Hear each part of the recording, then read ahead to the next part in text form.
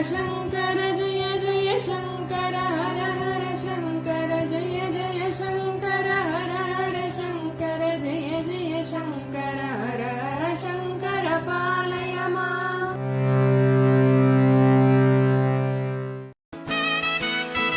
Mahasankara matrimony மிகவும் மேம்படுத்தப்பட்ட online திருமணப்பதிவு இணையதளம். இந்த இணையதளத்தில் பதிவு செய்வது மிகவும் எளிது. பதிவு செய்யுங்கள், பிறகென்ன கெட்டிமேளம்தான். உங்களுடன் நாங்கள், உங்களுக்காகவே நாங்கள். விவரங்களுக்கு தொடர்பு கொள்ளுங்கள்.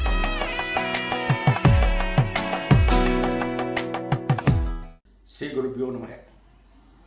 ஓம் காஞ்சிவாசாய வித்மகே சாந்தரூபாய திமகி தன்ன சந்திரசேகரேந்திர பிரச்சோதியாத். எல்லாருக்கும் நமஸ்காரம்.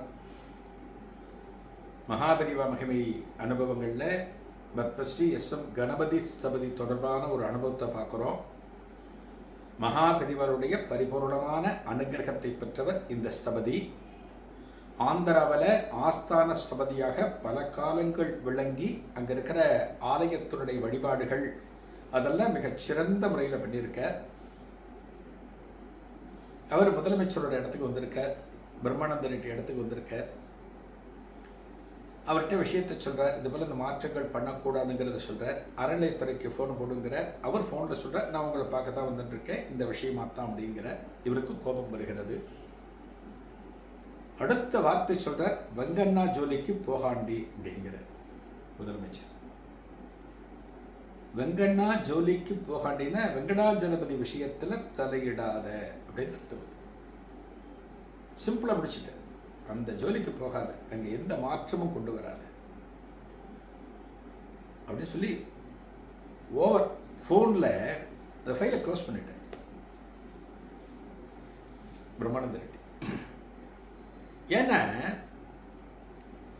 பக்தி இருக்கணும், இறைவன் மேல நம்பிக்கை இருக்கணும். இது ரெண்டும் இல்லை அப்படின்னா ரொம்ப கஷ்டம். அது ஒன்னொன்னுக்கும் ஒரு விதினா நம்ம ஃபாலோ பண்றோம் இல்லையா?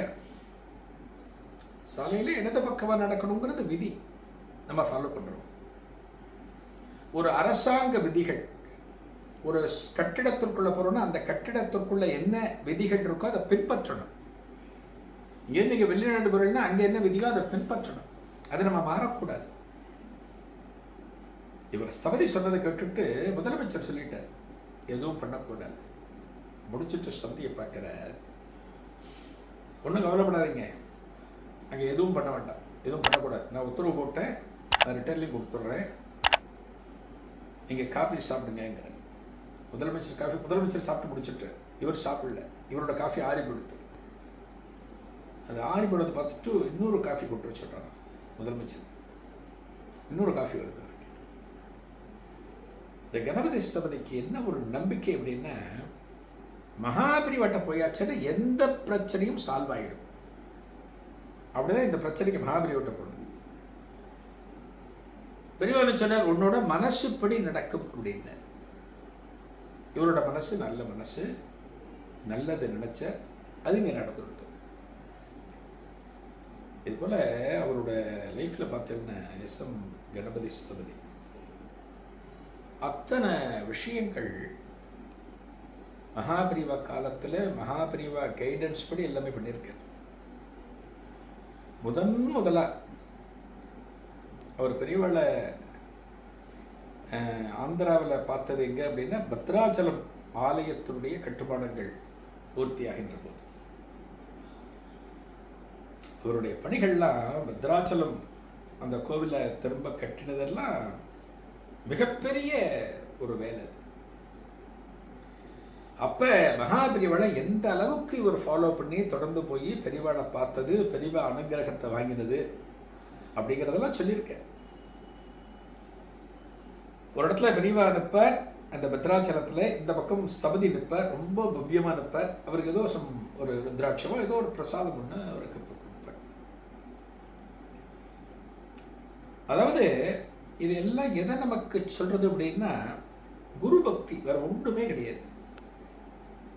மாத்ரு பக்தி, பித்ரு பக்தி, குரு பக்தி, தெய்வ பக்தின்னு சொல்லுவோம். இது நாளையும் நம்ம எந்த ஒரு காலத்திலையும் விட்டுடக்கூடாது. அம்மா அப்பாவை நம்ம போற்றணும். அம்மா அப்பா இருக்கிற போது அவர்கள் வணங்கணும். இருக்கிற போது அவர்களுக்கு எந்த விதமான நல்லதையும் செய்யாம அவர்களை வசப்பாடி அவர்களுக்கு எந்த அளவுக்கு டார்ச்சர் கொடுக்க முடியுமோ அந்த அளவுக்கு டார்ச்சர் கொடுத்து அவளை உதாசீனப்படுத்தி அவர்கள் இறந்த பிறகு அவர்களுக்கு நம்ம சிராத்தம் பண்ணி கொடுத்தோம் அப்படின்னா பிரயோஜனம் இல்லை. பிரயோஜனம் இல்லை. இருக்கின்ற போது மதிக்கணும். அதான் மாத்ரு பக்தி, பித்ரு பக்தி.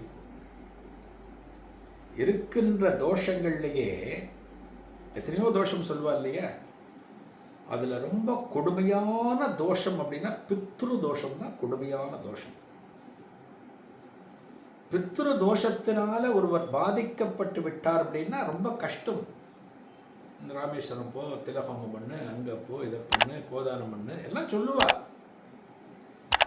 அது பண்ணினா சரியானதா தெரியாது. அடுத்தது குரு. மாதா, பிதா, குரு, தெய்வம். அந்த குருவனுடைய அனுகிரகம் ரொம்ப முக்கியம் நமக்கு.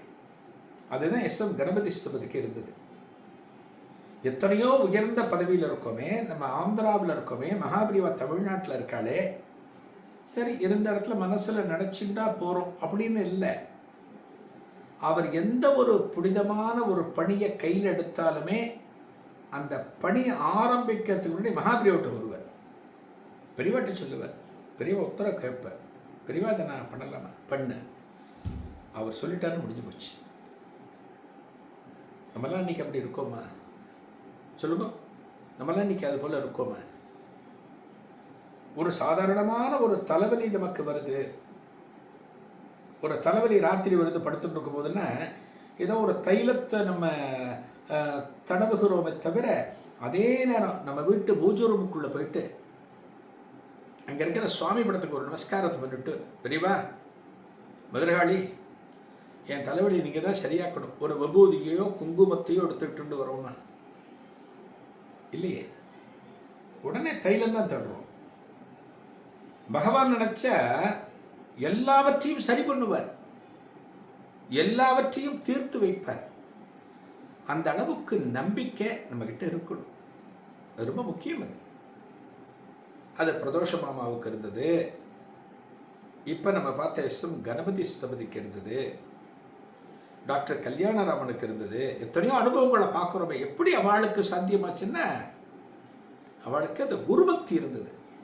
அந்த குருபக்தி இருந்தால் தெய்வம் நமக்கு எல்லா விதமான அனுகிரகத்தையும் கொடுக்கும். அதைத்தான் நம்ம புரிஞ்சுக்கணும். இதை எடுத்து இந்த சம்பவத்தை மகாபிரிவட்டும் வந்து சொல்கிறேன், பெரியவா எல்லாம் சரியா போச்சு அப்படிங்கிறாராம். பெரியவா புன்னகச்சு ஆசீர்வாதம் பண்ணுறாராம். அடுத்த நிகழ்வில் ஒரு புதிய அனுபவத்தை காணலாம். நன்றி, வணக்கம்.